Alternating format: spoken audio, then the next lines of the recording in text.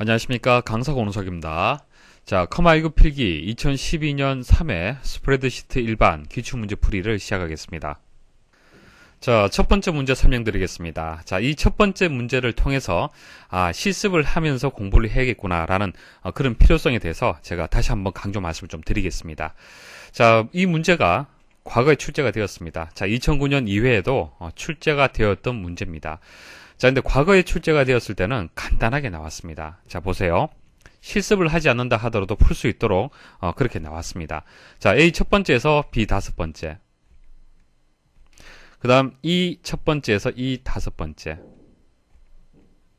자, 이것을 원본으로 가지는 차트를 그리고자 한다. 다음 중 가장 적합한 차트의 종류는 어느 것인가? 이중축에 대해서 개념 이해를 하시면요. 사실 실습하지 않는다 하더라도 풀 수 있습니다. 매출액의 값의 범위하고요. 구성비 누계의 값의 범위는 다르죠. 단위 자체가 여기는 퍼센트고 이것은 그냥 정수자습니까? 그렇죠. 그래서 0에서 최고 높은 점수는 288이잖아요. 숫자가. 그 다음 여기서 퍼센트라는 것은 0에서 100%까지의 값의 범위를 가지는 겁니다. 그래서 값의 범위가 대상이 되는 것이 서로 다르다는 얘기죠. 차트로 표현해야 될 대상이 다르다는 얘기입니다. 그랬을 때는 하나의 축, 그냥 기본 축만 가지고는 크고 작음을 판단하기가 쉽지가 않아요. 그렇죠? 같은 범위 안에 있을 때는 상관이 없지만은 하나는 너무 크고 하나는 너무 작으면요. 차트가 이렇게 만들어지겠죠. 맞습니까? 이런 식으로 만들어지기 때문에 이 각각의 값들을 서로 비교 판단하기가 좀 어렵습니다. 그래서 이중축을 이용을 하는 거죠. 그래서 기본축하고 보조축을 만들어서 이제 범위가 다르기 때문에 축 두 개를 해서 만드는 것을 이중축 차트라고 하는 겁니다. 그래서 이 문제는요. 이중축에 대해서 개념만 아셔도 풀이를 할 수 있습니다. 자, 그런데 이번에 출제된 문제를 보시면요. 보기를 보시면 아시겠지만은 좀 더 복잡하죠. 복잡해요. 자, 이제 그 이중축을 사용하는 것은 맞는데 보세요. 기본축과 보조축이 있는 하고 뒤에 보면은 세로 막대형과 꺾은선형 차트를 사용한 혼합형 차트다. 자, 과거에 출제가 되었을 때는 이중축이라는 것만 알아도 문제를 풀 수가 있었어요. 그렇지만 여기서는 4번이 이제 답이 되면서 좀 더 세로 막대형이라든지 꺾은선형의 차트를 사용을 해야 된다라는 그런 필요성까지도 여러분들이 알고 있어야만 풀 수 있는 문제가 되겠습니다.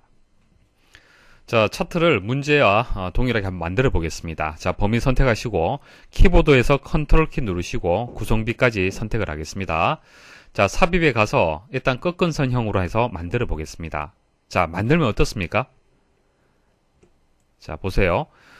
매출액은 제대로 표시가 되었습니다. 왜냐하면은 축이 어떻습니까? 매출액에 맞춰서 축이 만들어졌잖아요. 기본 축이. 맞습니까? 자, 근데 구성비는 0에 가까운 것으로 해서 이렇게 표시가 됩니다. 그러니까 구성비는 가까이 값들을 비교 판단하기 어렵습니다. 자, 이것처럼 구성비는 100%, 그러니까 100%가 1이잖아요. 그죠? 3%는 0.03이 되는 겁니다. 자, 그래서 구성비의 값의 범위하고 매출액의 값의 범위는 너무 격차가 큽니다. 그래서 이렇게 하나의 축을 가지고 표현하시면 안 되고, 이제 보조축을 이용을 하셔야겠죠. 그래서 보조축으로 설정할 것을 선택을 하시고, 오른쪽 클릭, 데이터 계열 서식, 자, 보조축 선택하고 닫기 버튼 누르시면 돼요. 자, 여기까지가 이제 이중축을 작업하는 과정입니다. 근데 여기서 끝나느냐? 아닙니다. 보시면은, 둘 다 이제 꺾은선으로 되어 있는데, 좀 그래도 이게 그 두 개의 차트가 좀 겹쳐져서 좀 명확하게 좀 판단이 좀 안 됩니다. 그래서 차트의 종류를 또 변경을 할게요. 자, 어떻습니까? 좀 더 보기 좋죠? 자, 이렇게 해서, 이제 그 값의 범위를 가지고 실습을 하게 되면은, 자, 이것을 꺾은선형으로 만드는 것이 아니라 이중축이지만은 혼합형으로 만들어야겠구나, 라고 여러분들이 느낄 수가 있는 겁니다.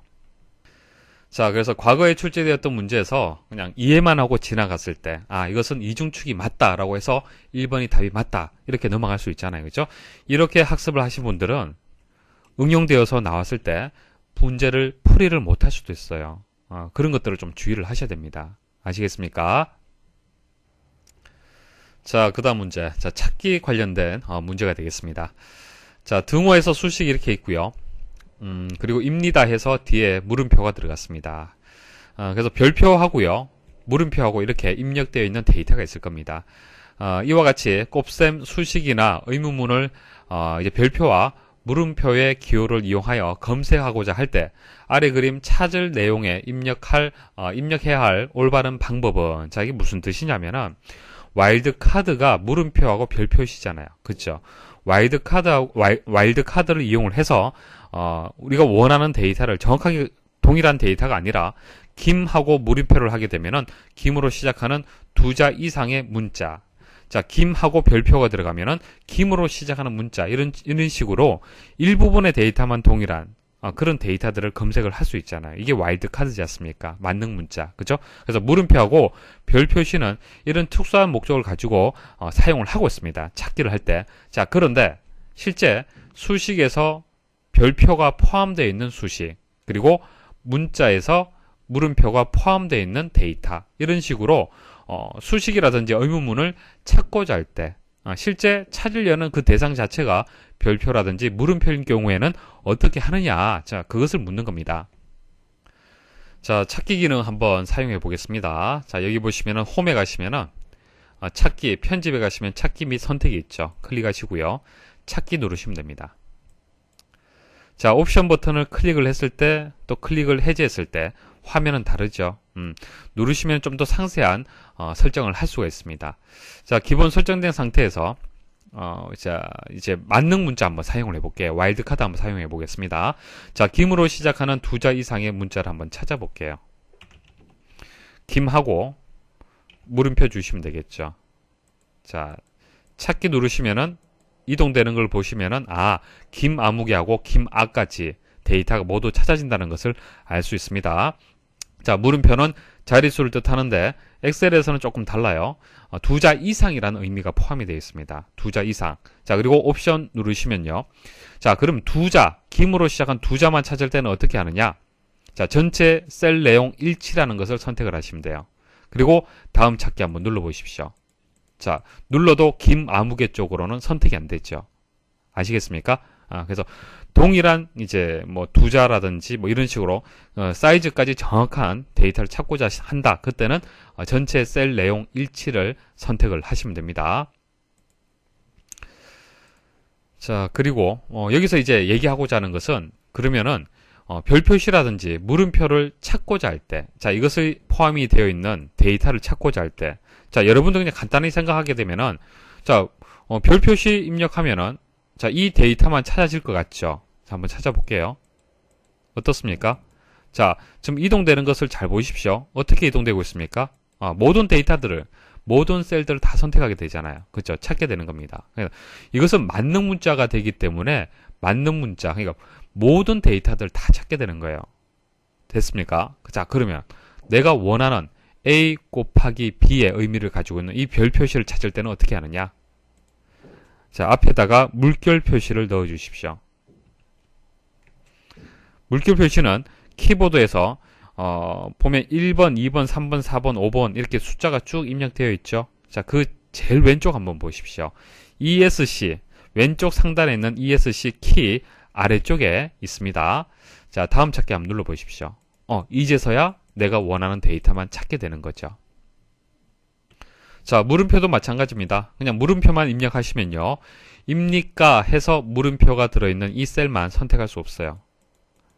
다른 데이터들도 같이 찾아지게 되는 겁니다. 그래서 앞에 물결 표시하십시오. Shift 누르고 해당 키보드의 키를 누르시면 됩니다. 자, 하나밖에 찾아지지 않죠. 자, 그래서 이 문제의 정답은요, 2번이 되겠습니다. 자, 물결 기호 뒤에 별 표시라든지 물음표를 붙인다. 자, 이런 식으로 입력을 하셔야 됩니다. 별 표시나 물음표. 다음 중 가상 분석 도구인 시나리오에 대한 설명으로 옳지 않은 것은, 자, 시나리오라는 것은요, 어떤 사건에 따른 여러 가지 가상적인 결과를 예측할 수가 있는 겁니다. 뭐 주식을 예측을 한다든지 그럴 때 시나리오를 이용을 합니다. 자, 실습을 통해서 개념 설명드리겠습니다. 자, 여기에 평균이 수식으로 입력이 되어 있습니다. 에버리지 함수를 이용을 해서 A 두 번째부터 해서 C 두 번째 셀에 값을 가지고 평균 값을 구했습니다. 자, 그러면 컴퓨터 일반, 스프레드시트 일반, 데이터베이스 일반의 값이 변경될 때마다 평균값은 바뀔 수가 있겠죠. 그것을 한번 예측을 해본다는 얘기예요. 그래서 데이터베이스 일반을 30점에서 80점으로 증가되었을 때 그때 평균값이 얼마가 되는지, 물론 직접 입력해서도 구할 수 있지만은 그것을 보고서 형태로 해서 한번 만들어 보겠습니다. 자, 데이터에 가서 가상 분석에 가시면요, 시나리오 관리자가 있습니다. 자, 추가 버튼 누르시고요. 시나리오 이름은 임의로 정하시면 됩니다. 자, 증가라고 하고요. 변경 셀. 자, 데이터베이스 일반에 이 30점이란 값을 이제 변경을 할 겁니다. 자, 변경 셀은 C 두 번째가 되고요. 자, 값을 30에서 80으로 한번 변경을 해 보겠습니다. 평균값이 바뀌게 되겠죠. 여기서 이제 요약 버튼 누르십시오. 자, 요약 버튼 누르시면요.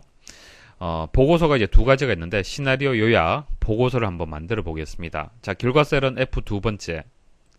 F 두 번째 아니고, D에 두 번째로 선택을 해줘야겠죠. 그래서 수식이 입력되어 있는, 이제 셀을 선택을 해줘야 됩니다. 자, 그리고 확인 버튼 눌러보십시오. 자, 눌러보시면요. 여기 보면 시나리오 요약 보고서가 이렇게 새로운 워크시트로 해서 만들어집니다. 자, 변경 셀은 C의 두 번째 셀이란 거고요. 결과 셀은 D의 두 번째가 되겠습니다. 현재 값은 30이었고요.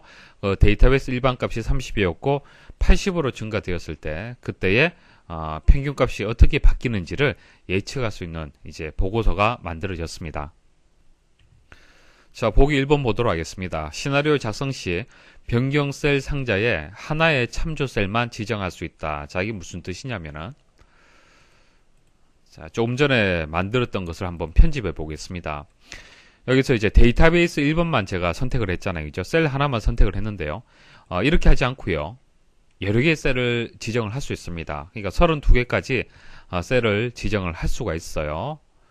자, 확인 버튼 누르시고요. 자, 이것을 뭐 다 100점으로 한번 증가를 해보겠다. 자, 확인 버튼 누르시고요. 그리고 요약이 가서 시나리오 요약, 그리고 확인 버튼 눌러보겠습니다. 어떻습니까?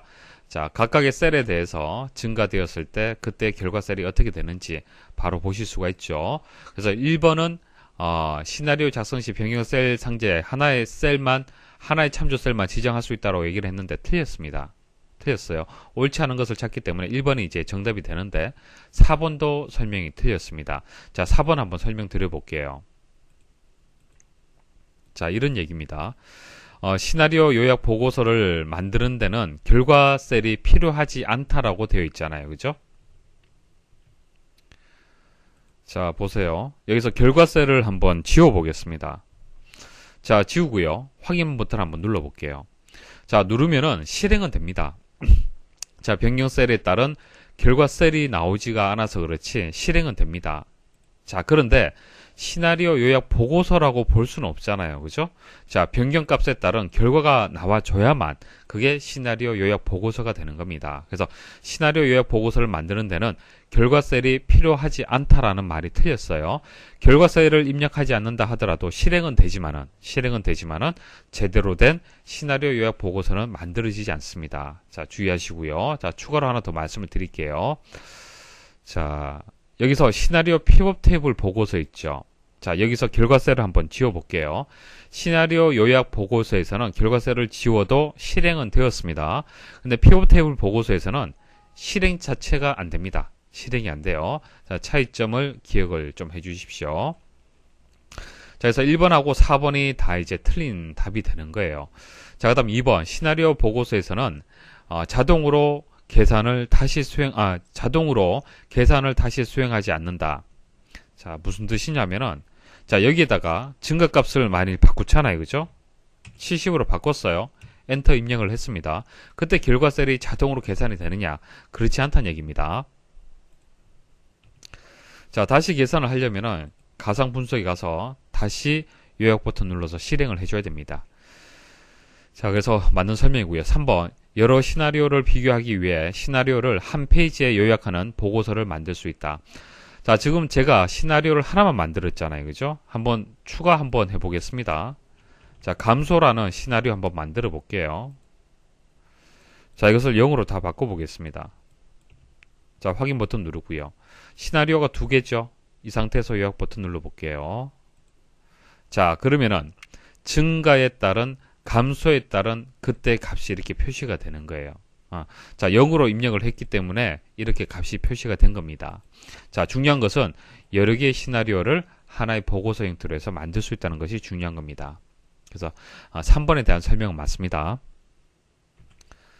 아래 시트를 출력할 경우 4페이지로 출력된다. 다음 중 페이지 설정에 배율 속성을 이용하여 A 첫 번째에서 I 30번째 영역의 모든 데이터가 한 페이지에 인쇄되도록 설정하려 한다. 설정 방법으로 가장 옳은 것은, 자, 이거 엑셀 이용할 때 자주 이용하는 그런 설정 이제 그 내용이 되겠습니다. 여러분도 알고 계시면은 엑셀 사용에 좀 수월하실 겁니다. 자, 내용이 상당히 이렇게 많은 경우가 있어요. 이것을 그대로 출력하면요, 4페이지로 출력이 될 겁니다. 근데 이것을 한 페이지로 조금 작지만은 축소가 되지만은 한 페이지에 출력하고 싶다. 자, 그럴 때는 페이지 설정에 가서 페이지 탭에 보시면은 배율에 자동 맞춤이 있습니다. 자동 맞춤을 너비하고 높이를 1로 다 설정을 하시면 돼요.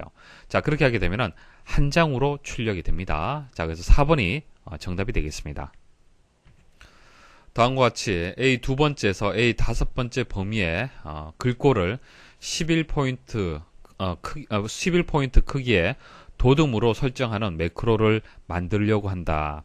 밑줄 친 부분에 사용된 구문이 잘못된 것은 이런 겁니다. A 두 번째에서 A 다섯 번째 영역이 있겠죠. 자, 이 영역을 선택을 해서, 자, 이 영역에 글꼴의 크기는 11포인트, 그리고 글꼴의 그 글꼴의 이름이 되겠죠. 글꼴의 이름을 도둠으로 설정을 하겠다는 얘기예요. 자, 이것을 설정하는 매크로를 만들어라 라는 것이 문제가 되겠습니다. 자, 서브에서 엔드 서브까지, 자, 시작과 끝을 나타내는 거고요.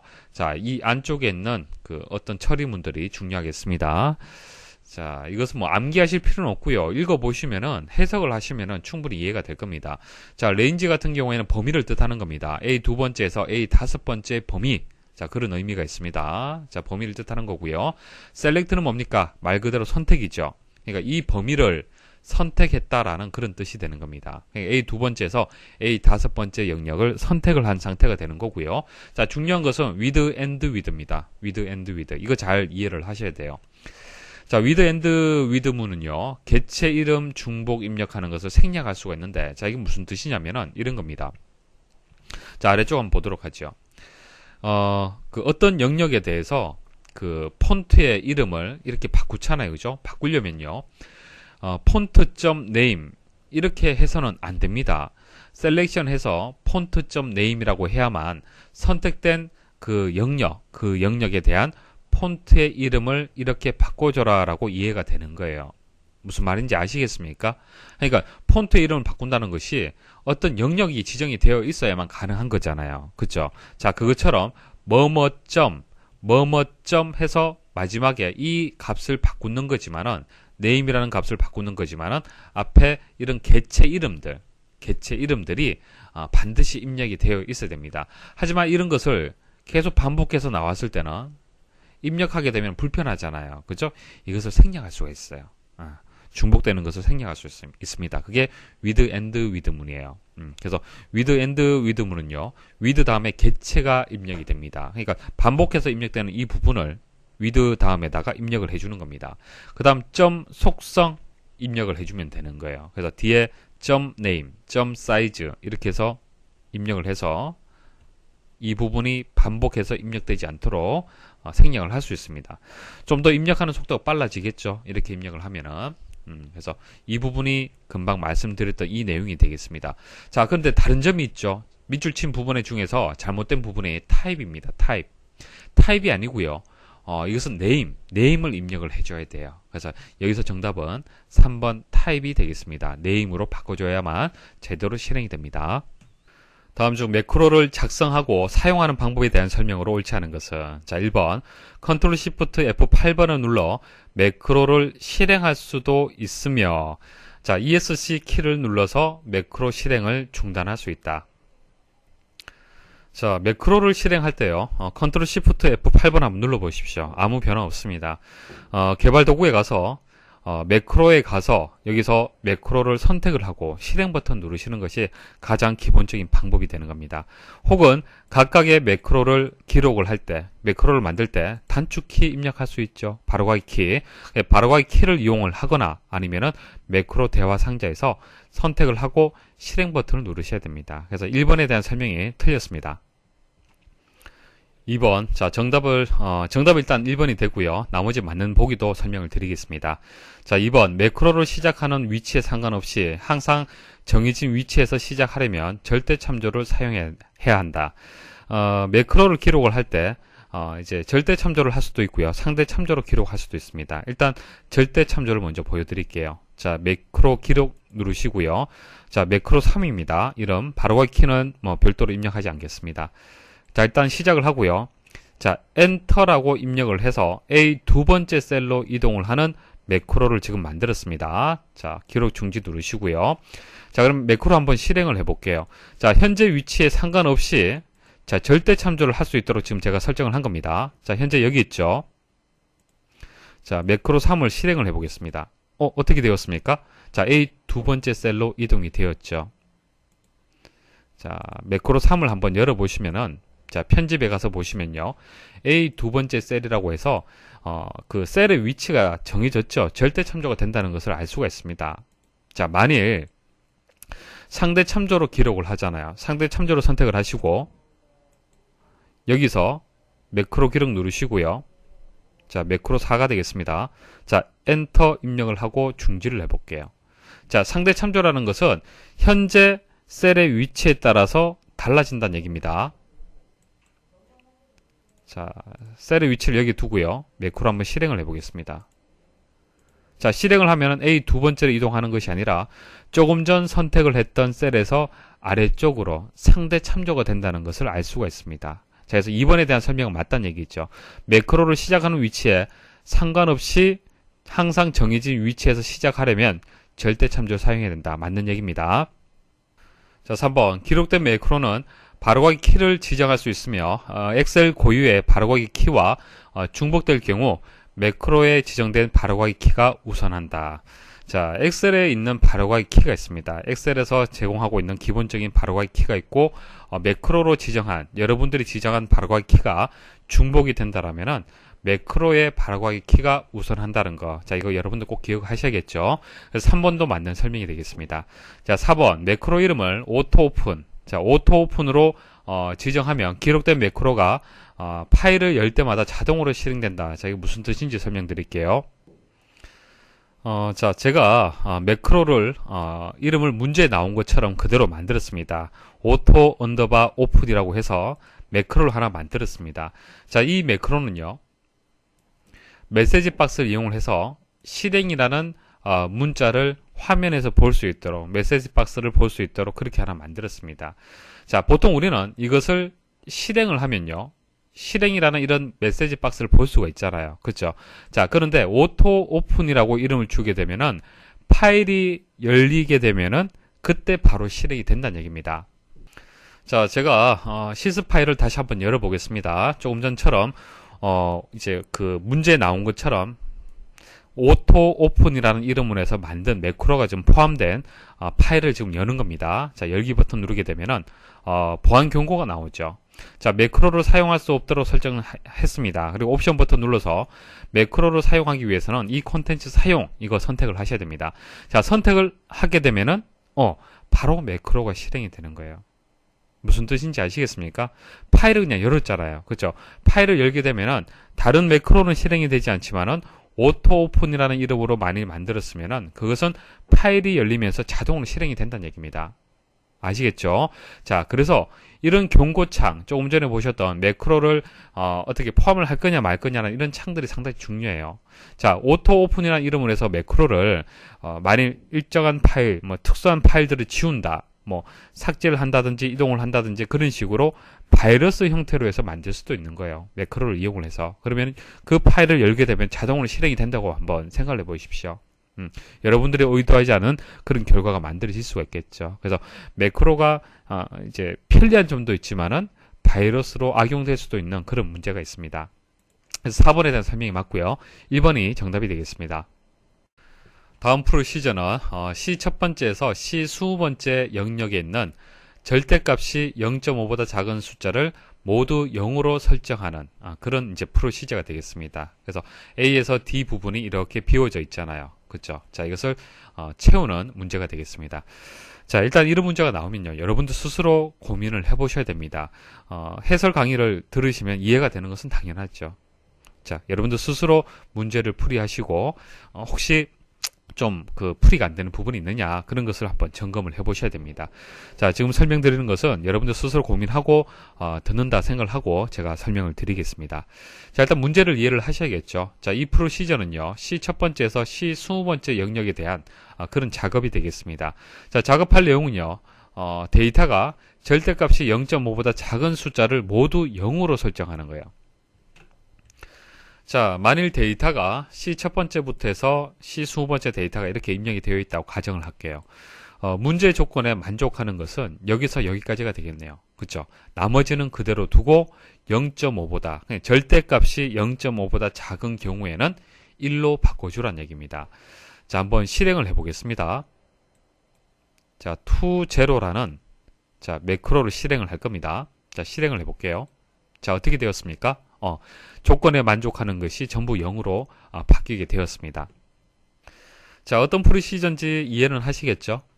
자, 그럼 어떻게 접근하면 되겠습니까? 자, 이 영역의 데이터들을 다 이제 조건문을 이용을 해서 검증을 해야겠죠. 자, 첫 번째, C 첫 번째 셀의 값이 절대값이 0.5보다 작으냐라고 물어야 되잖아요. 그렇죠? 그래서 조건문을 뜻하는 if문이 들어가줘야 돼요. if then, 자, 여기 조건 들어가고요. 조건을 만족할 때 실행할 실행 명령문, 실행문이 들어가줘야 되고요. 자, 됐습니까? 가장 기본적인 명령 구조가 되겠습니다.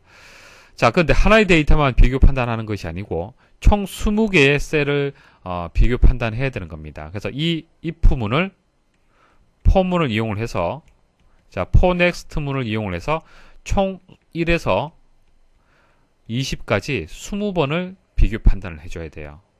아시겠죠? 그죠? 자, 이게 기본 골격이 되는 겁니다. 일단 이 정도는 여러분들 생각할 수 있어야 됩니다.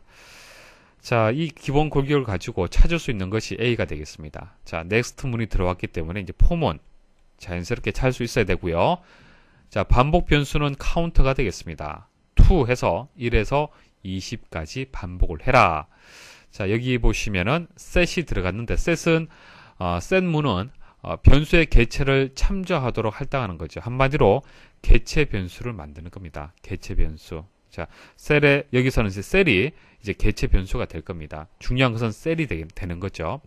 자, 이 셀을 표현할 때는 뭐 C의 첫 번째다 이렇게 표현할 수도 있지만은 다르게 행과 열을 가지고 표현할 수도 있습니다. 1행 3열.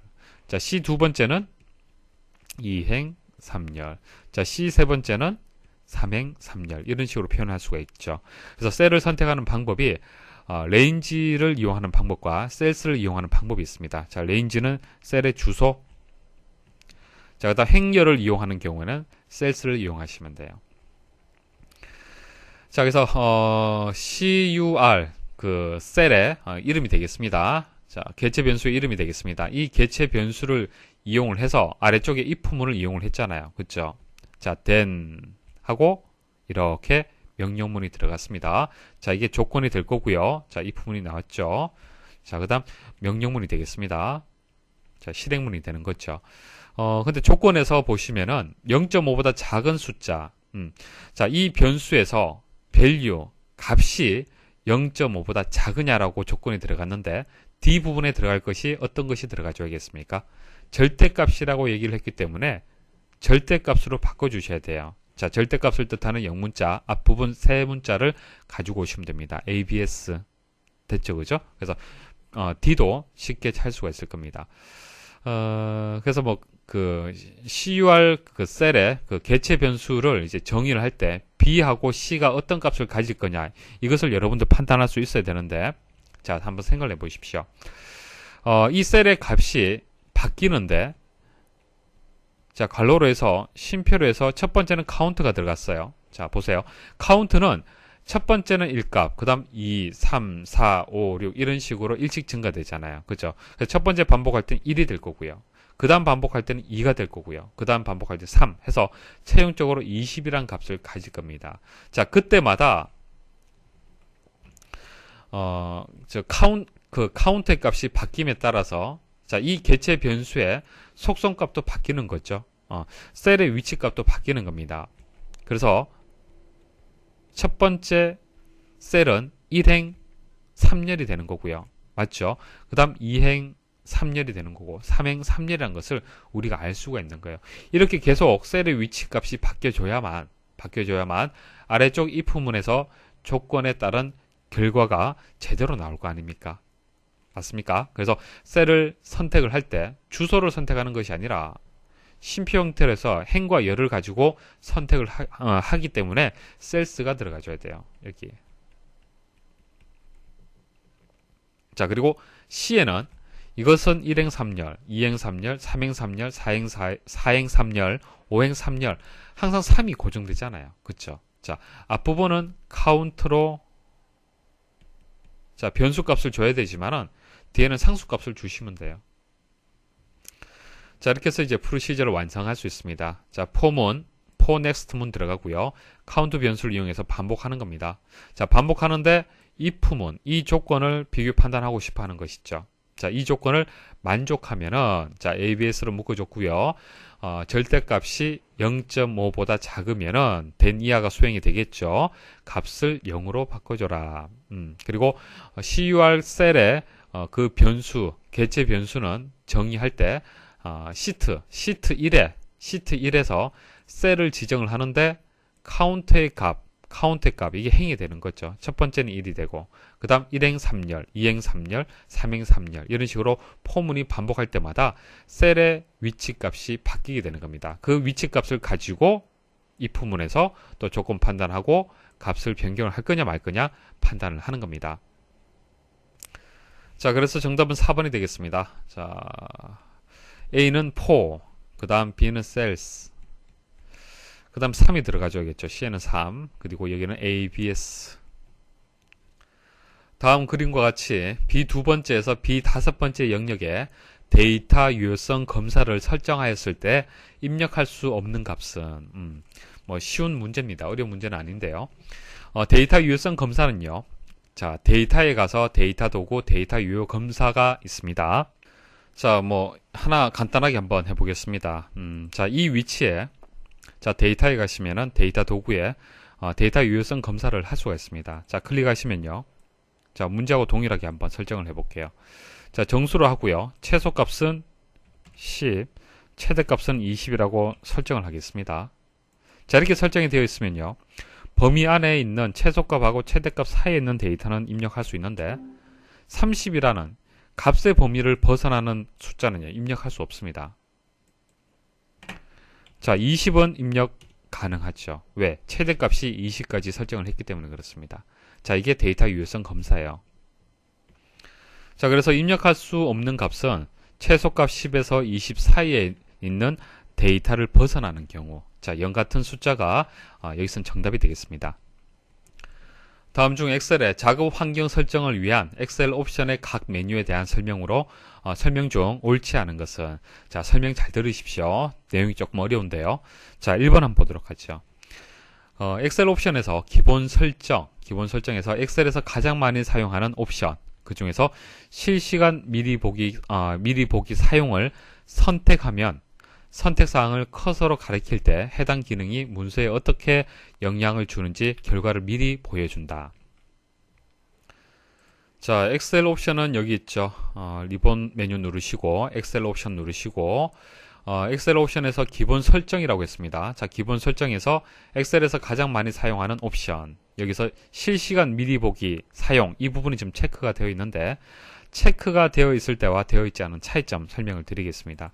만일 체크가 되어 있으면요. 자, 채우기 그 색을 바꾼다, 변경을 한다 라고 했을 때 자, 마우스를 제가 그냥 올려두면요. 적용할 그 범위의 작업이 바뀌게 됩니다. 클릭을 해서 바꾼 것이 아니죠. 그냥 마우스만 이동을 해서 어떻게 바뀌는지, 현재 문서가 어떻게 바뀌는지 미리 보기를 할 수 있습니다. 이 기능을 지금 얘기를 하는 겁니다. 자, 만일 체크를 해제를 하잖아요. 그죠? 자, 해제를 하게 되면은 마우스를 이동을 해도 변화가 없어요. 자, 그래서 1번은 맞는 설명이죠. 자, 2번 보겠습니다. 자, 수식에서 수식 작업, 수식의 표 이름 사용을 선택하면 데이터가 입력된 범위에 행 또는 열 레이블이 있을 경우 이 레이블을 정의된 이름처럼 수식의 이름을 사용할 수 있다. 아, 설명이 상당히 복잡한데요. 자, 일단 개념 설명을 먼저 좀 드리겠습니다. 보통 우리가 사용하는 참조 방식은요, 일반 참조입니다. 일반 참조. 이제 국어 점수하고 영어 점수를 더한다. 그러면 sum이라는 함수를 이용해서, 자, 이게 D 두 번째고 E 두 번째다. 그러면 수식을 이렇게 입력을 하잖아요. 그쵸? 이게 뭐 기본적인 방식이지 않습니까? 이게 일반 참조예요. 그리고 구조적인 참조라는 게 있습니다. 구조적인 참조. 자, 구조적인 참조의 주소를 보시면요, 좀 특이하죠? 특이합니다. 설명을 좀 드리면요, 표1에서 이 행이라는 것은 현재 행을 뜻하는 겁니다. 자, 이 주소는요, 이 위치에 있는 셀에 지금 이제 수식을 지금 설명을 드린 겁니다. 자, 국어에서 영어까지의 합이다. 이렇게 되어 있잖아요. 그렇죠? 현재 행에서 국어에서 영어. 자, 이렇게 수식을 입력해도 결과는 동일해요. 자, 근데 이게 이제 구조적인 참조 방식인데요. 실제 셀의 주소를 가지고 참조하는 것이 아니라 열의 이름, 열 레이블, 자, 그 열 레이블을 이용을 해서, 열 이름을 이용을 해서 이렇게 수식을 만든 거죠. 이게 구조적인 참조예요. 구조적인 참조. 그래서 수식에 표 이름 사용을 체크한다. 표 이름을 사용한다는 얘기는 여기서 여기까지가 표가 되는 것이고, 표 이름이 이 부분을 뜻하는 겁니다. 그래서 표에 행이나 열 이름, 이름이나 레이블이나 같은 뜻이죠. 자, 행이나 열 이름이 있으면 이것을 수식에 사용할 수 있도록 하는 것이 수식의 표 이름 사용 체크가 되겠습니다. 자, 먼저 수식에 가시면은 수식 작업이 있고, 수식의 표 이름 사용을 일단 체크를 하겠습니다. 자, 체크를 하고 표를 하나 만들었고요. 자, 여기서 표를 이제 설정을 하셔야 됩니다. 자, 삽입에 가시면은 표를 설정할 수 있습니다. 자, 확인 버튼 누르시고요. 자, 이제 표를 설정을 했기 때문에 이제 이 그 기능을 적용을 시킬 수 있습니다. 자, 합을 한번 구해 볼게요. 자, 클릭을 하시면 어떻게 바뀝니까? 자, 주소 보시면 아시겠지만은 좀 생소하게 구조적인 참조 형태로서 만들어지는 겁니다. 자, 엔터 입력을 해 볼게요. 엔터 입력하게 되면은 나머지 셀들도 같이 입력이 되고요. 보시면 아시겠지만은 구조적인 참조 방식이기 때문에 동일합니다. 그러니까 두 번째 행, 세 번째 행 동일한 수식이 들어가는 거예요. 왜냐하면 보세요. 자, 국어, 영어. 자, 이제 표에 그 행과 열 이름을 이용을 하는 거잖아요. 그렇죠? 그러면은 현재 행에서는 이 값하고 이 값하고 더해서 만들어지는 거고요. 여기서는 이 값하고 이 값하고 더해져서 이 값이 만들어지는 겁니다. 그래서 이 행에 국어 점수하고 영어 점수를 더해라. 이렇게 구조적인 참조로 입력을 했기 때문에 그렇습니다. 표 1에서 자, 그런데 해제를 한번 해볼게요. 자, 해제를 하고요. 자, 지우겠습니다. 자, 지우고 다시 한번 입력을 해볼게요. 이제는 어떻게 됩니까? 우리가 늘 보는 일반 참조 형식으로 해서 입력이 됩니다. 자, 엔터 입력을 해볼게요. 자, 결과는 동일하지만은 참조 방식이 다르죠. 자, 이제 다시 읽어보시면 이해를 하실 겁니다.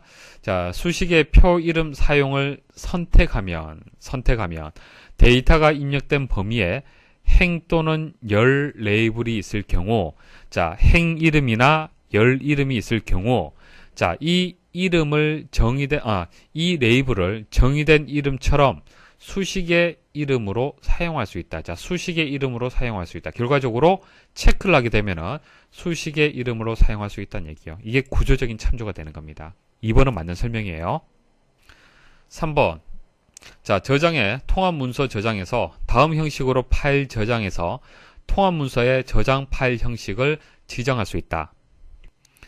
자, 저장에 가시면 통합 문서 저장이 있습니다. 자, 다음 형식으로 파일 저장이라고 해서 현재는 엑셀의 가장 기본적인 확장자인 XLSX가 통합 문서가 지정이 되어 있죠. 만일 매크로로 사용 통합 문서를 많이 선택을 한다라면은 이제 저장을 할 때 기본적으로 이렇게 저장이 된다는 얘기입니다. 그래서 통합 문서의 저장 파일 형식을 지정할 수 있다는 설명이 맞습니다.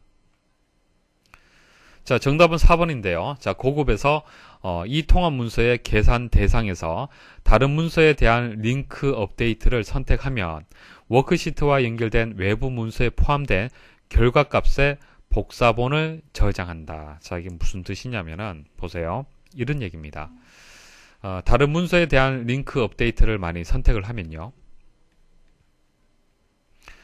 자, 북1이라는 통합 문서가 있고요. 자, 강의 중에 다 말씀드렸던 내용이죠. 북2라는 통합 문서가 있어요. 자, 북1이라는 통합 문서에서 수식을 입력을 했는데요. 이렇게 수식을 만들었습니다.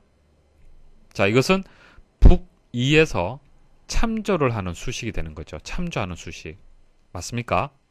그래서 북2의 통합 문서를 참조해서 연결하는 것을 링크 혹은 연결이라고 하는 겁니다. 자, 이렇게 연결되어 있을 경우에는 북2에 있는 값이 해당 그 참조의 셀의 값이 수정이 되면은 북1의 통합 문서도 갱신이 돼야 되는 것이 당연하잖아요. 그렇죠? 그것을 설정을 한 거예요. 다른 문서에 대한 링크 업데이트를 설정을 한 겁니다. 자, 이렇게 설정을 하면요. 복사본, 그러니까 북1이라는 문서가 또 하나의 복사본이 만들어지는 것이 아니고요. 그냥 북1에 있는 해당 그 셀의 값이 참조하고 있는 그 값이 그냥 바뀌는 겁니다. 갱신되는 거예요. 새로 고쳐지는 겁니다. 근데 복사본이 저장이 된다라고 자 보세요. 여기 보시면은 설명 잘 하다가 선택하면 워크시트와 연결된 외부 문서에 포함된 결과값의 복사본을 저장한다. 이렇게 나왔는데 복사본을 저장하는 것이 아니라 갱신한다. 그렇게 설명을 해야 됩니다. 그래서 4번이 틀렸습니다. 다음 중 워크시트에 입력된 차트, 도형, 그림, 워크아트, 클립아트, 괴선 등 모든 그래픽 요소를 제외하고 텍스트만 빠르게 출력하려고 할 때 설정해야 할 항목으로 옳은 것은 자, 페이지 설정 대화 상자에 가시면요. 4개의 이제 탭이 있습니다. 그 중에서 시트 탭에 가시면요. 자, 인쇄에 보시면은 간단하게 인쇄라고 있습니다. 자, 간단하게 인쇄를 체크해서 인쇄를 하게 되면은 그러니까 이런 불필요한 그래픽 요소들을 이제 제외를 하고요. 순수 텍스트만 인쇄가 되기 때문에 빠르게 인쇄를 할 수가 있습니다. 그래서 1번이 정답이 되겠습니다. 아래 시트에서 표 1과 표 2를 이용하여 자, 표 1이 있고 표 2가 있습니다. 자, 표 3의 최대 실적 분명을 계산하려고 한다. 자, 표 3에 있는 값을 이제 채우는 겁니다. 자, 다음 중 B15번째 셀의 함수식으로 옳은 것은 자, B15번째 셀은 이 부분이 되겠네요. 자, 여기에 들어갈 수식을 찾는 건데요. 자, 표 1과 표 2를 이용을 해야 됩니다. 그럼 내부적으로 어떻게 작동이 되는지 한번 논리적으로 한번 생각을 해볼게요. 자, 이 문제 좀 어렵습니다. 잘 들으셔야 돼요. 자, 함수식은 뭐 실기 때도 자주 출제가 되고요. 필기 때도 반드시 여러분들이 이해를 하셔야 됩니다. 자, 여기 강서 지점이고요. 그 다음 최대 실적 분명히 건강보험이라는 것을 찾게 되는 거죠. 자, 어떻게 해서 이거 찾을 수 있느냐 한번 생각을 해보죠. 자, 표 1을 보시면요. 강서 지점의 최대 실적액을 여기서 결정이 되었네요. 그죠? 자, 이 최대 실적액을 갖는 상품명을 표 1에서 찾으면 되겠네요. 그래서 강서 지점에 보시면은 자, 여러 개 중에서 406,000원 이게 최대 실적액이잖아요. 그죠? 자, 이 값에 대응되는 상품명이 건강보험이 되는 겁니다. 그래서 이 값을 찾아오는 것이 이 문제에서 요구하는 수식이 되는 겁니다. 자, 이때 사용해야 할 함수가 dget이라는 함수가 있습니다. dget은요, 해당 열에서 조건과 일치하는 값을 찾는 그런 수식이에요. 좀 어렵습니다. 자, 인수가 3개가 들어가는데요. 범위, 그 다음 열, 조건이 들어가 줍니다. 자, 범위는요, 표 1에 있는 범위 있죠. 표 1에 있는 범위를 선택을 해주시면 돼요. A 2번째부터 D의 7번째 영역까지 자, 이 범위를 선택을 합니다. 자, 이 범위에서 찾을 열이 뭐죠? 결과적으로 우리가 찾고자 하는 열이 뭡니까? 자, 건강보험이 포함이 되어 있는 뭐예요? 상품명이잖아요. 그죠? 자, 상품명은 뭡니까? 첫 번째 열이잖아요. 범위에서. 자, 이게 두 번째 열이고 이게 세 번째, 네 번째잖아요. 찾는 것은 첫 번째 열입니다. 그래서 1이 들어갑니다.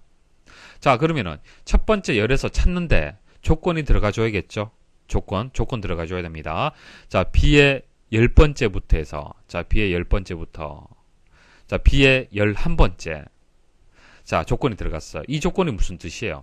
강서 지점에 값이 40만 6천 원. 자, 그럼 이걸 찾게 되는 거예요. 이걸 찾았습니다. 자, 이것을 찾고요. 반환되는 것은, 결과적으로 우리가 찾는 것은 첫 번째 열에서 찾는 겁니다. 자, 대응되는 첫 번째 열의 값이 뭐예요? 건강보험이잖아요. 자, 이렇게 찾는 방식이에요. 조금 어렵죠? 조금 어려운데 여러분들이 좀 기억을 하셔야 됩니다. 그래서 디귿은 범위, 열, 조건이 들어가 준다는 거 기억을 하셔야 돼요. 그래서 3번이 정답입니다. 이 문제에서는 찾을 수 있는 방법이 디귿을 이용을 해서 찾을 수가 있는데, 나머지는 들어간 인수는 동일하죠. 자, 인수는 동일합니다. 그런데 함수가 다르죠. 함수가 모두 찾는 함수하고 이제 유사한 그런 함수들인데요. 간단하게만 설명을 좀 드려볼게요. 자, 인덱스는요, 인수가 범위 행렬이 들어갑니다. 범위 행렬. 자, 범위 행 열값이 들어가는데, 들어가는 인수가 맞지 않다는 얘기예요. 그래서 틀렸습니다. 그래서 범위에서 행렬의 값을 주고, 뭐 1행 2열, 범위가 이렇게 지정이 되면은 여기서 1행 2열에 있는 값을 찾아라라고 할 때, 행렬 값이 주어질 때, 문제에서 그럴 때 사용을 하면은 쉽게 데이터를 찾을 수 있는 그런 함수가 되겠습니다. 자, 룩업은요, 검색 값, 그리고 검색 범위, 불러올 범위 이렇게 들어갑니다. 그래서 검색 값을 검색 범위에서 찾아서 불러올 범위에서 같은 행에 있는 데이터를 찾는 그런 방식입니다. 이거 뭐 다음에 나오면 자세히 설명을 드릴게요. 자, 이것도 뭐 인덱스하고 동일하게 데이터를 찾는 그런 이제 함수가 되겠습니다. 자, 매치 함수는요, 찾을 값 그리고 범위 옵션이 들어가줘요. 이것은 다른 함수하고 조금 다릅니다. 매치 함수는요, 데이터를 찾는 것이 아니고요, 내가 찾고자 하는 이 값의 위치값을 찾는 거예요. 위치값. 데이터를 찾는 것이 아니라 위치값을 반환해 준다. 자, 그런 특징을 가지고 있습니다. 아래 시트에서 D 첫 번째 셀을 선택한 상태에서, 자, D 첫 번째 셀 선택한 상태에서 수식 입력 줄에 B 첫 번째 셀 더하기 C 첫 번째 셀을 선택하고 F9번을 누르면은 나타나는 현상에 대한 설명으로 옳은 것은, 자, 직접 한번 해보겠습니다. D 첫 번째 셀에는요, A 첫 번째 셀, B 첫 번째 셀, C 첫 번째 셀의 값을 가지고 이렇게 수식이 입력이 되어 있습니다. 자, 문제에서는 여기서 여기까지만 블록 설정을 하라고 그랬습니다. 그리고 F9번 누르라고 그랬죠. 자, F9번 누르게 되면 어떻게 됩니까? 자, 블록 설정한 그 수식이 결과값이 얼마인지 화면에서 보여지는 겁니다. 자, 그래서 1번이 정답이 되는 거죠. 선택된 수식이 계산되어 500이 표시된다. 1번이 정답이 되겠습니다. 아래 시트와 같이 A 첫 번째에서 A 네 번째 영역의 텍스트를 C 첫 번째에서 D 네 번째 영역으로 나누기를 실행하려고 한다. 다음 중 텍스트 나누기를 실행하기 위한 작업 과정으로 옳지 않은 것은? 자, 한번 해보죠. 개념 이해를 위해서는 실습하는 것이 가장 좋습니다. 일단 대상을 선택을 해야겠죠. 대상 선택하시고 데이터에 가시면은, 데이터 탭에 가시면은 데이터 도구 있고요. 텍스트 나누기 있습니다. 자, 클릭을 하시면은 텍스트 마법사가 실행이 됩니다. 텍스트 마법사가 실행이 되는데, 첫 번째 단계에서는 원본 데이터의 파일 유형을 선택하도록 되어 있습니다. 그러니까 나누는 기준을 지금 선택을 해 주셔야 되는 거예요.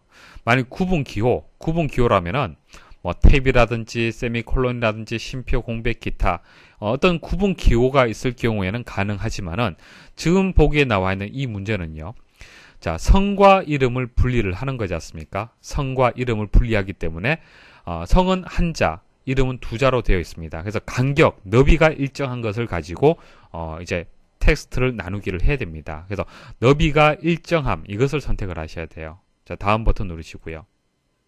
자, 그 다음은 선을 입력을 해주셔요. 너비를 선택을 해야 되기 때문에 선을 선택을 해주셔야 됩니다. 클릭을 해서, 자, 이렇게 해서 나누겠다. 자, 다음 버튼 누르시고요. 자, 세 번째 단계에서는 뭐 특이사항은 없죠. 그리고 마침 버튼 누르시면 됩니다. 대상을 선택을 하셔야겠네요. 자, 나눈 결과를 어디에다가 표시를 할 거냐, 선택을 해주셔야겠죠. 자, C 첫 번째 셀을 선택을 하겠습니다.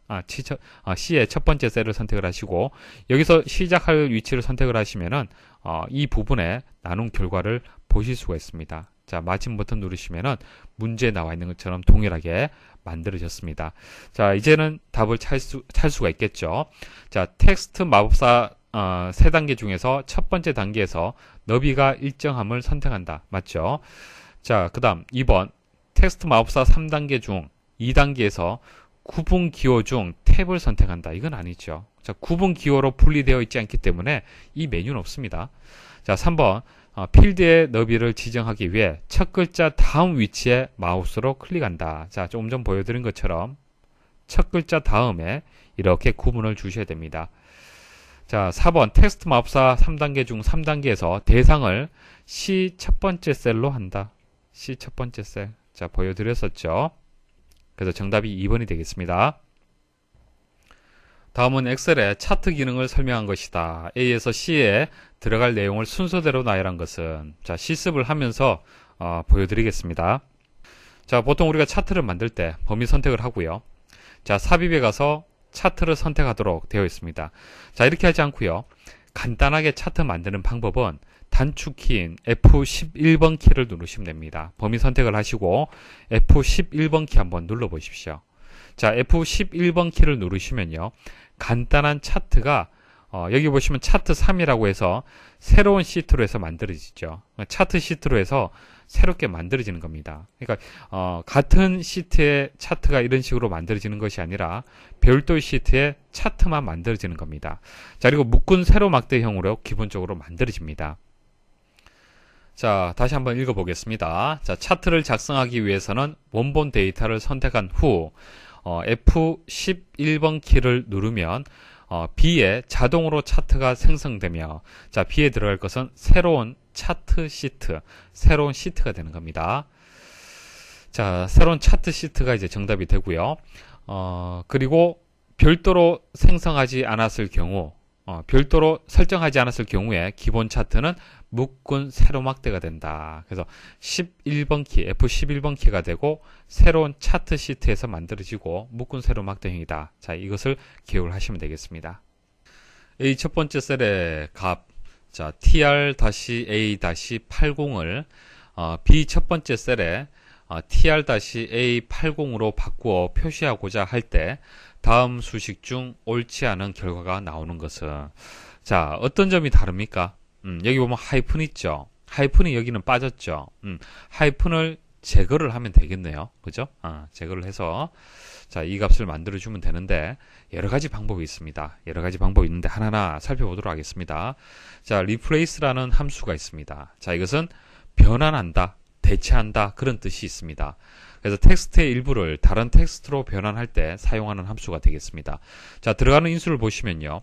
첫 번째 들어가는 것이 텍스트예요. 대상이 되는 겁니다. 그러니까 A 첫 번째 셀. 자, 이게 대상이 되겠죠. 이 대상에서 시작 위치 5가 되면은 하나, 둘, 셋, 넷, 다섯 번째 이 하이픈이 선택이 되는 거예요. 그다음 이제 세 번째 들어오는 것이 개수가 되는 겁니다. 한 개. 자, 여기서부터 한 개. 그러면은 이 하이픈이 되겠네요. 그죠? 자, 이것을 어떻게 바꾸겠다. 변경값. 자, 이게 뭐죠? 큰 따옴표를 서로 이렇게 입력하게 되면은 내용이 없다는 뜻이에요. 그 말은 지우겠다는 뜻입니다. 이해하시겠습니까? 그래서 결과는 문제에서 요구한 대로 동일하게 만들어지는 겁니다. 그래서 이것은 맞는 설명이에요. 자, 2번 concatenate는요. 이것은 합치는 겁니다. 텍스트를 합치는 거예요. 그러니까 이렇게 할 수도 있겠죠. 여기서 이거 추출하고요. 자, 80을 추출을 해서 이거 나중에 합치면 되잖아요. 그렇죠? 그 방식을 얘기를 하는 겁니다. 그래서 인수가 이제 텍스트가 들어갑니다. 텍스트 1, 텍스트 2, 텍스트 3 해서 이제 심표로 해서 계속 추가를 할 수가 있어요. 그래서 추가된 그 텍스트들을 다 이어주는, 합치는 그런 역할을 하는 겁니다.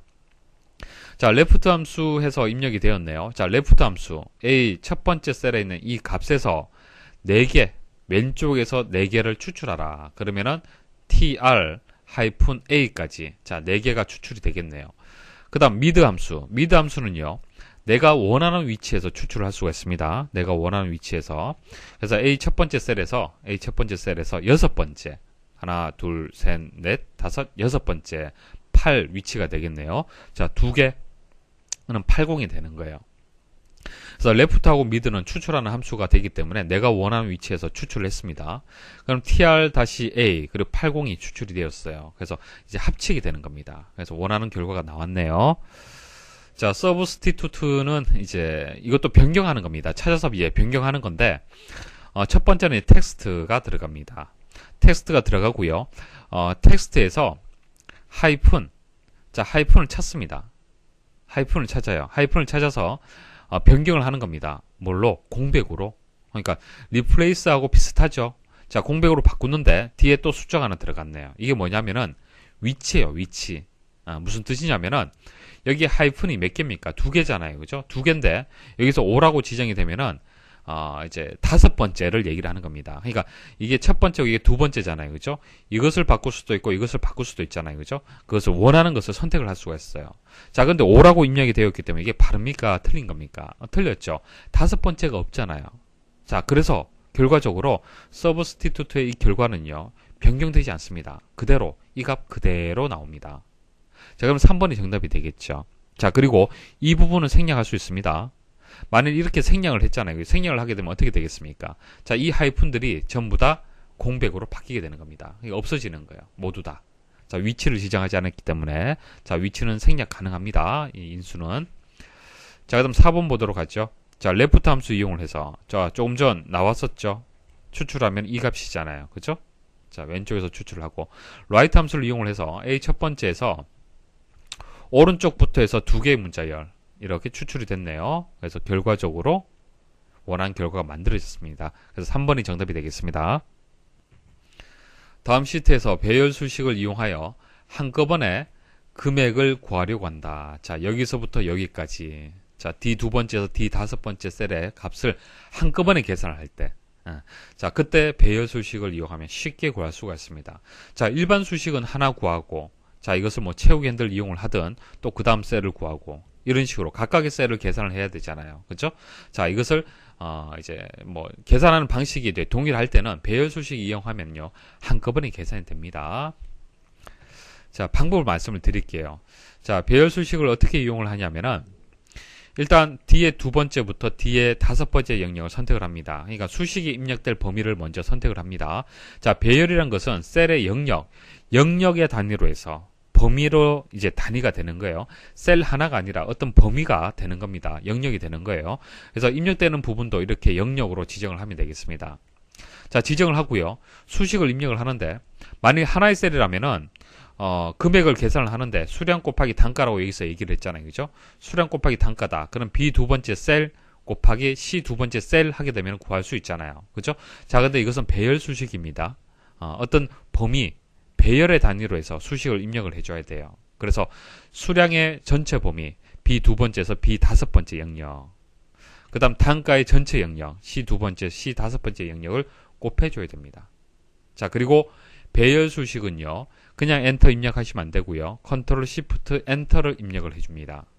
그래야만 배열 수식으로 인식이 됩니다. 자, 이렇게 입력하게 되면은 중괄호가 처음과 끝에 이렇게 자동으로 또 입력이 됩니다. 자, 그래서 여기서 2번이 정답이 되겠습니다. 다음 시트에서 자격증 응시자에 대한 과목별 평균을 구하려고 할 때 C 11번째 셀에 입력할 배열 수식으로 옳은 것은 자, 과목별로 해서 평균을 구한다. 자, 여기에다가 1과목에 대한 그 평균을 구해줘야겠네요. 자, 데이터는 여기 있습니다. 80, 85, 80을 더해서 3으로 나누게 되면은 평균값을 구할 수가 있네요. 뭐 간단하게 구한다라면은 에버리지 함수를 이용을 해서 자, 이 값하고 이 값하고 이 값 그냥 가져오면 되잖아요. 그렇죠? 이게 가장 기본적인 방법이에요. 가장 쉬운 방법입니다. 자, 근데 문제는 상당히 복잡하게 수식이 입력이 되어 있고요. 그리고 배열 수식을 이용하도록 그렇게 문제가 주어졌습니다. 자, 일단 화면 멈추시고요. 고민 좀 해보셔야 됩니다. 자, 과연 어떤 그 규칙을 가지고 만든 것인지 여러분도 좀 이해를 하셔야 됩니다. 항상 이제 이 수식 보시면은 제일 안쪽부터 해서 하나하나 분석을 하시면 돼요. 자, 먼저 로우를 먼저 보시고, 자, 다시 자, 로우를 먼저 분석을 하시고, 그 다음 모두 함수 분석하시고, 자, if 분석하시고, 에버리지 함수 마지막으로 분석을 하시면 됩니다. 자, 이런 순서대로 분석을 하시면 되는데, 일단 low라는 것은 뭐죠? low 함수는 뭐죠? 어떤 역할을 하는 겁니까?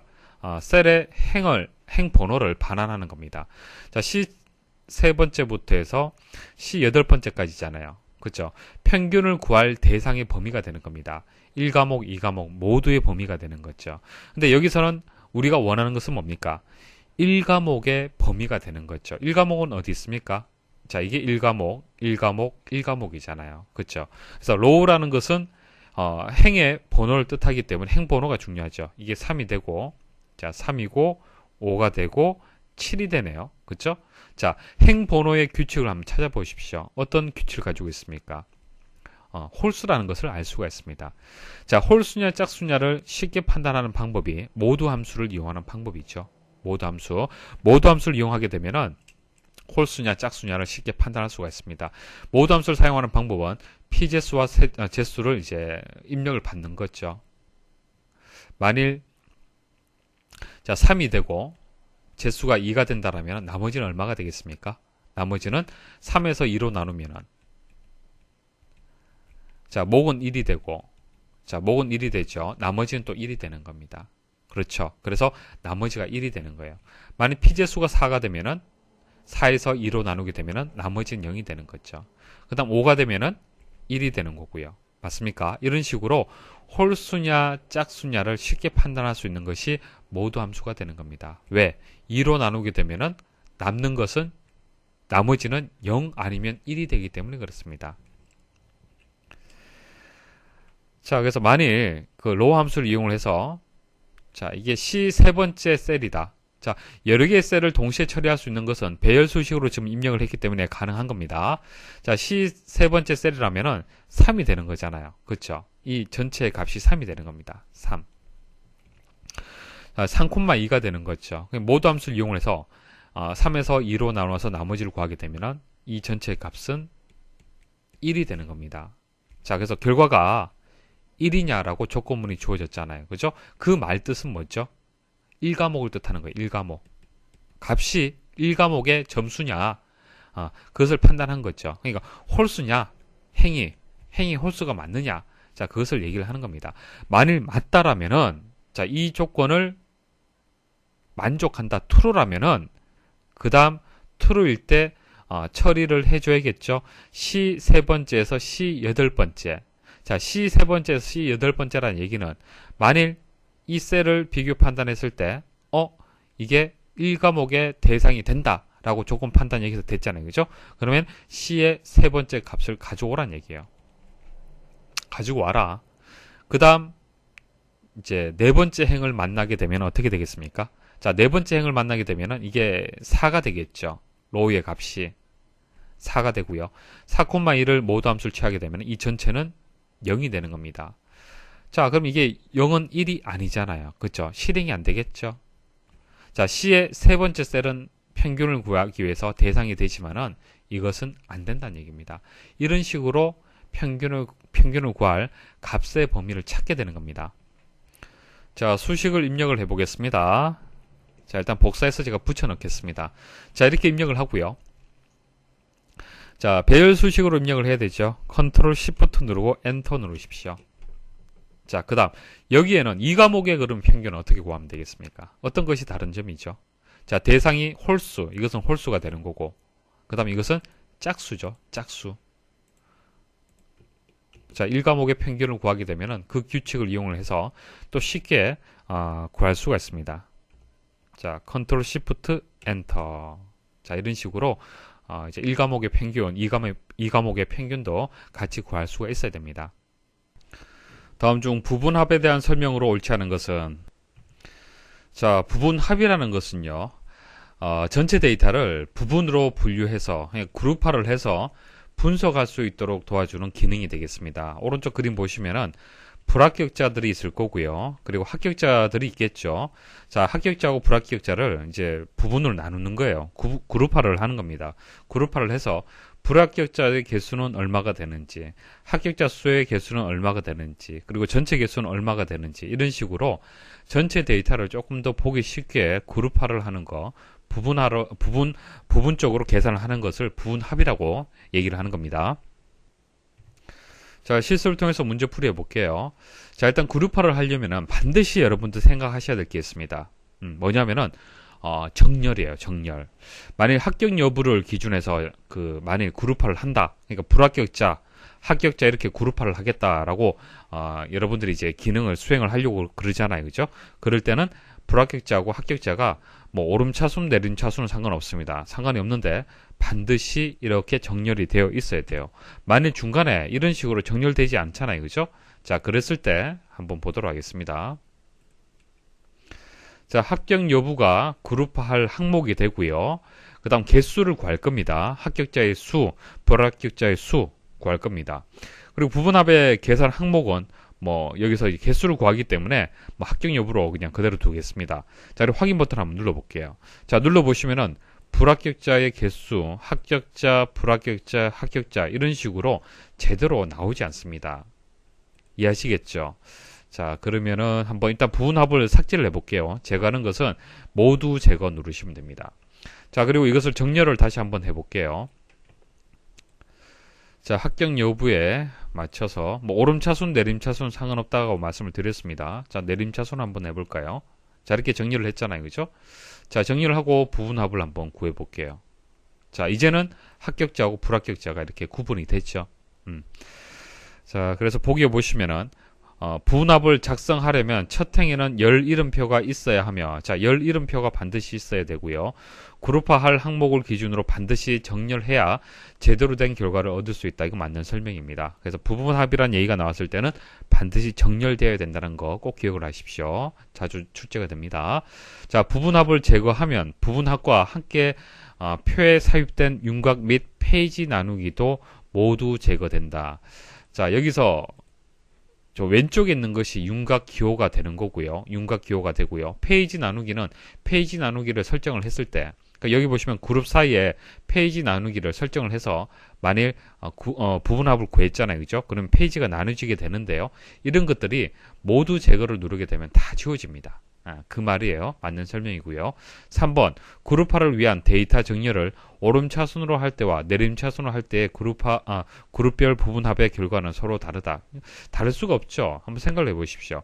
합격자의 개수, 불합격자의 개수, 이 순서가 바뀐다고 해서 달라질 게 있겠습니까? 그래서 이것은 서로 다르다고 설명을 했기 때문에 틀렸어요. 위치만 바뀐다 뿐이지 그 결과는 동일합니다. 자, 부분합 대화상자에서 새로운 값으로 대치를 해제하지 않고 부분합을 실행하면 첫 번째 작성한 부분합은 삭제되고 두 번째 작성한 부분합이 표시된다. 자, 설명을 드릴게요. 보세요. 자, 일단 기본적으로 한번 부분합을 정의를 했습니다. 자, 이 상태에서 부분합을 한번 더 추가를 해볼게요. 더 추가를 하는데 여기서 새로운 값으로 대치가 있죠. 자, 새로운 값으로 대치가 체크가 되어 있잖아요. 체크가 되어 있으면은 이전에 이전에 부분합 구한 그 결과에서 덮어쓰기가 되는 겁니다. 그러니까 지워지는 거예요. 만일 이 상태에서 또 그룹화를 추가하고 싶다. 그럴 땐 체크를 해제를 해줘야 되는 겁니다. 무슨 뜻인지 아시겠죠? 자, 여기서 만일 개수가 아니고 뭐 평균을 구하겠다. 뭐 이런 식으로 작성을 했어요. 자, 그랬을 때 뭐 결과는 뭐 보지 마시고 중요한 것은 합계의 개수, 불합계의 개수에다가 이렇게 추가되었다는 거 생각을 하시면 됩니다. 그래서 4번에 대한 설명은 맞습니다. 다음 중 입력 자료에 지정된 표시 형식에 따른 결과로 옳은 것은, 자, 1번부터 4번까지 있는데, 자, 각각을 실습을 통해서 제가 다 말씀을 드릴게요. 자, 1번 먼저 보도록 하겠습니다. 자, 입력된 데이터는 커말이 되고요.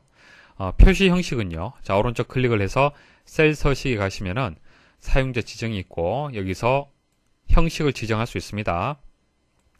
자, 골뱅이가 3개 있습니다. 자, 3개를 입력을 하니까 위쪽에 보기에 보시면은 입력한 데이터가 3번 입력됐다는 것을 알 수 있습니다. 자, 2개일 때는 커말, 1개일 때는 그대로 이제 표시가 되는 거죠. 그래서 3개가 되기 때문에 커말 이게 정답이 되는 겁니다. 근데 결과가 틀렸네요. 그죠? 자, 1번은 정답이 안 되겠네요. 자, 추가 설명을 드리면은 골뱅이 코드가 강의 중에 설명을 드렸을 때는 연결하는 의미가 있다. 그렇게 말씀을 드렸습니다. 자, 골뱅이에서 활용 능력이라고 설정되어 있으면은 컴퓨터만 입력을 해도 활용 능력이 뒤에 자동으로 붙는 거죠. 자, 그런 역할을 하고요. 그대로 표시할 때도 골뱅이 이용을 합니다. 자, 2번은요, 숫자를 이제 1로 입력을 했습니다. 표시 형식은 샵하고요. 큰 따옴표로 해서 이렇게 입력이 되었습니다. 자, 결과 이렇게 나온다. 이게 정답이 맞는데요. 숫자의 단위를 임의로 여러분들 조정할 수 있습니다. 자, 문제 나온 대로 설정한 것을 보여드릴게요. 자, 여기 보시면 문제 나온 대로 그대로 설정을 했습니다.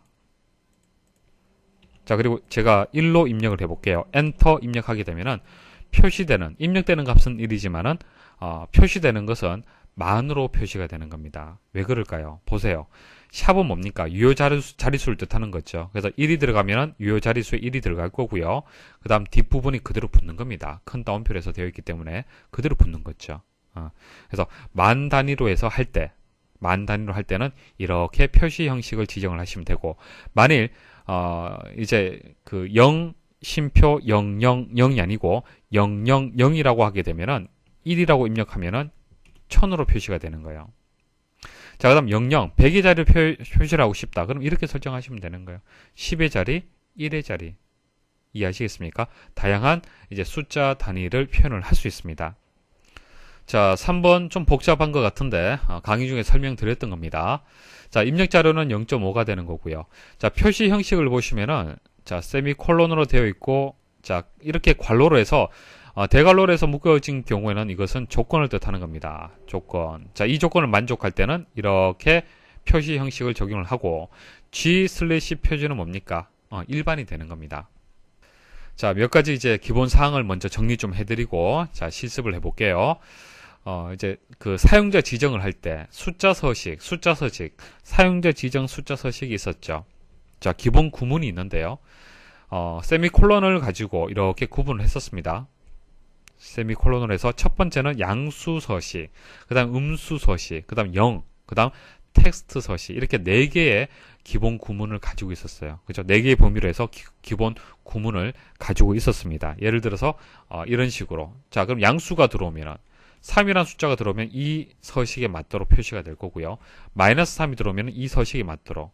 만일 0이 들어오면은 0 그대로가 되겠네요. 그 다음 텍스트, 커말이라고 입력이 되었다. 자, 커말이라고 입력이 되면은 조금 전 말씀드렸다시피 골뱅이는 그대로 표시하는 것이죠. 그래서 커말이라고 그대로 표시가 되는 겁니다. 됐습니까? 자, 그 다음 조건을 또 이제 추가로 입력을 할 수도 있었습니다. 자, 조건에 맞는 값만 서식을 적용할 수 있도록 할 수 있었죠. 자, 문제 나온 거하고 동일합니다. 이렇게 큰 괄호로 해서 묶어주시고, 그 다음 뒤에 서식이 들어가는 거고요.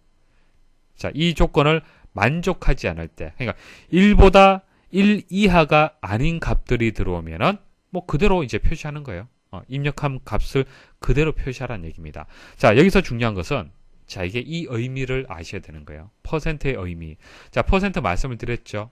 퍼센트는 어떤 의미가 있습니까? 자, 100을 곱하고 퍼센트를 붙여라 이렇게 말씀을 드렸어요. 100을 곱하고 퍼센트를 붙여라. 만일 0.5라는 값이 들어왔다. 어떻게 되는 겁니까? 0.5가 100% 그러니까 퍼센트로 해서 표현을 하면 어떻게 되는 겁니까? 100분율로 표현하게 되면은 50%가 되는 거잖아요. 그쵸? 쉽게 생각하시면 돼요. 그래서 0%라고 코드 설정을 하게 되면은 그냥 100분율로 표시가 되는 겁니다. 0.5는 50%. 그 다음 0.0%는 어떻게 되는 거예요? 소수 첫째 자리까지 표현하라는 얘기잖아요. 한마디로. 그쵸?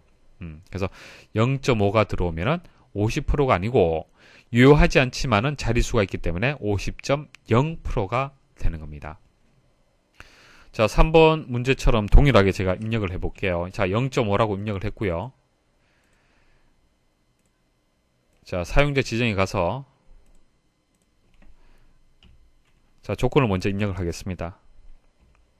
자, 1 이하일 때 0.0% 세미콜론 주시고요. 자, 확인 버튼 눌러보겠습니다. 어떻게 되었습니까? 50.0%가 돼야 되는 거죠. 0.5가 아니죠. 퍼센트로 변경을 하는데 곱하기 100을 해야 되는 거예요. 곱하기 100. 그러면 50. 소수 첫째 자리까지 표현을 해야 되기 때문에 50.0이 되는 겁니다. 됐습니까? 자, 여기서 주의할 점 하나 말씀을 드리겠습니다. 만일 지금 현재 이 상태에서 숫자 2라고 입력하면 어떻게 될까요? 숫자 2는 이 조건을 만족하지 않기 때문에 기본 숫자 2 그대로 표시가 돼야 됩니다. 그럼 숫자 2로 표시가 되는지 한번 입력을 해볼게요. 자, 엔터 입력하면 어떻게 됩니까? 2.0%라고 나오죠. 자, 주의할 점은요. 입력 자료를 먼저 입력을 하고 표시 형식을 지정을 하셔야 돼요. 현재는 퍼센트 100분율로 해서 셀 설정이 바뀐 상태이기 때문에 2라고 입력을 했을 때 이게 표준이 되는 거예요. 자, 이렇게 하지 마시고 문제에 나온 것처럼 먼저 입력 자료를 입력하라는 얘기입니다. 표시 형식을 먼저 지정하지 말고.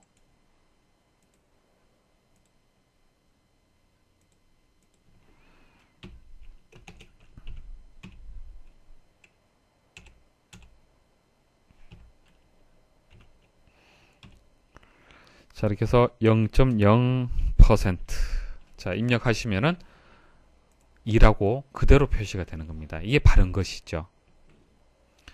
자, 4번은 틀렸죠. 보시면은 표시 형식에 그 월을 이제 세 자리, 그러니까 M을 3개를 이용을 했는데 그랬을 때는 약어로 표시가 돼야 됩니다. 영문 약어로 표시가 돼야 되는데 풀네임 그대로 표시가 되었습니다. 그래서 4번이 틀렸죠. 추가로 설명을 드리면은 4개일 때는 뭐 디셈버 이런 것처럼 영문 그대로 표시가 되고 3개면은 이제 약어로 표시가 돼야 됩니다. 주의하셔야겠죠. 3개는 약어, 4개는 풀네임 그대로 다 표시가 되는 겁니다.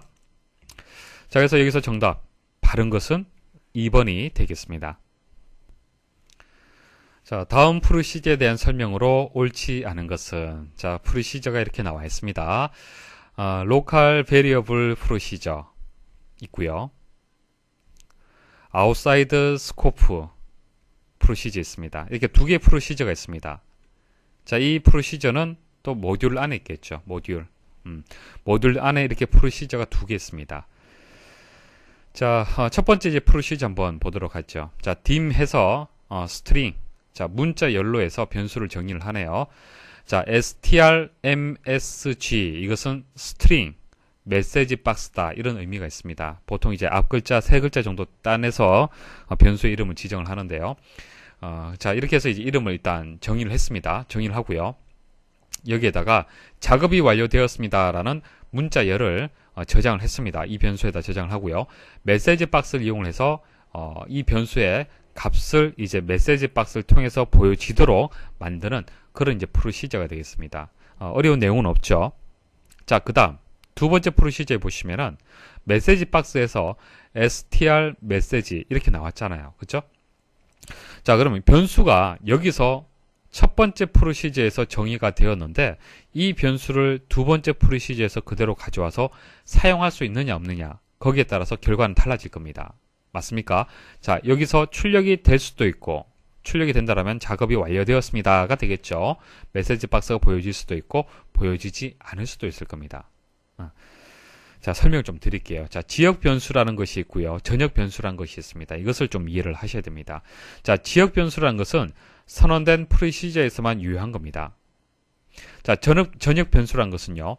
모듈에 처음에 dim 선언되고 모듈 안에 모든 프로시저에서 사용이 가능하다. 자, 무슨 뜻이냐면은 금방 말씀드렸다시피 이게 모듈이 되는 거죠. 자, 이 변수 선언을요. 자, 첫 번째 프로시저에서 정의하는 것이 아니고요. 바깥쪽에서 정의하는 겁니다. 만일 여기서 정의하지 않고 바깥쪽, 그러니까 모듈이 이제 시작되면서 정의를 하게 되면은 이 변수는요. 전역 변수가 되고 프로시저의 상위에 있기 때문에 모든 프로시저에서 이용이 가능하다는 얘기입니다. 자, 문제에서 이제 그 만든 프로시저 그대로 제가 그대로 입력을 했습니다. dim 해서 변수를 정의를 할 때 첫 번째 프로시저에서 이제 그 변수를 정의를 했습니다. 그러면은 이것은 지역 변수가 되기 때문에 다른 프로시저에서 사용을 할 수 없습니다. 한번 실행을 해볼게요. 자, 첫 번째 프로시저가 되겠습니다. 자, 실행을 해보겠습니다. 작업이 완료되었습니다. 메시지 나오죠. 자, 두 번째 프로시저 한번 실행을 해볼게요. 내용이 없습니다. 그쵸? 자, 편집 단계 한번 들어가서 수정을 하겠습니다.